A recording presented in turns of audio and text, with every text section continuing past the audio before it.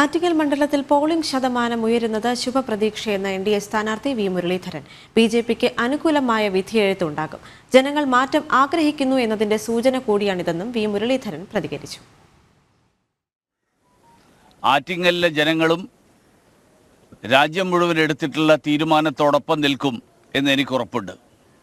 കേരളത്തെ സംബന്ധിച്ചിടത്തോളം 2014 മുൻപ് കേരളത്തിന് ലഭിച്ചിരുന്ന വിവിധ ക്ഷേമ പദ്ധതികളും കേന്ദ്ര സർക്കാരിൻ്റെ പദ്ധതികളും അതിനേക്കാൾ എത്രയോ ഇരട്ടിയാണ് കഴിഞ്ഞ 10 വർഷക്കാലത്തിനിടയിൽ കേരളത്തിന് ലഭിച്ചിട്ടുള്ളത്.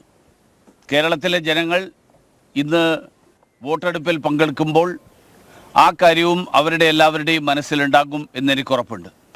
അതിനു പുറമെ കഴിഞ്ഞ 8 വർഷക്കാലമായി കേരളത്തിൽ ഭരണം നടത്തുന്ന പിണറായി സർക്കാരിൻ്റെ ദുർഭരണത്തിനെതിരായിട്ട് വിധിയെഴുതാനുള്ള അവസരമായിട്ട് കൂടി കേരളത്തിലെ ജനങ്ങൾ ഈ തെരഞ്ഞെടുപ്പിനെ കാണും എന്നെനിക്ക് ഉറപ്പുണ്ട്.